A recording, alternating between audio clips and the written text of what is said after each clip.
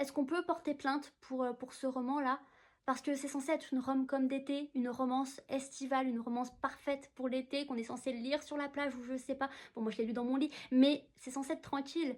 Alors pourquoi j'ai voulu baffer et balancer ce livre par la fenêtre tellement qu'il y a un personnage secondaire qui m'a mais extrêmement saoulée?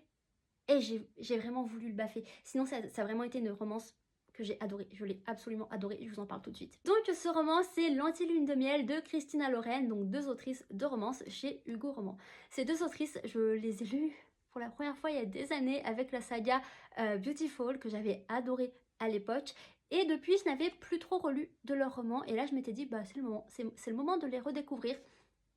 Et la magie, elle a encore opéré. J'ai vraiment adoré. En gros, c'est l'histoire de Olive qui a une jumelle et malheureusement, c'est sa jumelle qui a la chance. Qui a la chance dans tout, dans la vie. Et malheureusement, Olive, bah, elle n'a pas trop de chance. Elle a même plutôt la poisse. Malheureusement, cette poisse continue parce qu'elle va devoir assister au mariage de sa sœur.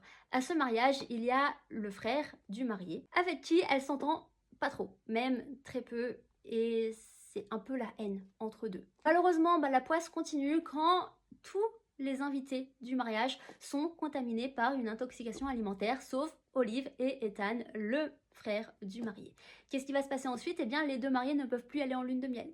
Donc, ce sont Olive et Ethan qui vont devoir s'y coller et jouer les faux mariés. Donc, à partir de ce moment-là, je n'ai plus besoin de vous faire un détail, de vous expliquer. On sait très bien ce qui va se passer dans ce roman. C'est donc une histoire de proximité forcée, de fake dating, de enemies to lovers, bien que bah, ils ne sont pas réellement ennemis et c'est plus un gros malentendu entre les deux. Et généralement, je n'aime pas les malentendus. Vraiment, c'est quelque chose que je n'aime pas forcément et pourtant là, ça a vraiment fonctionné. J'ai vraiment adoré ma lecture.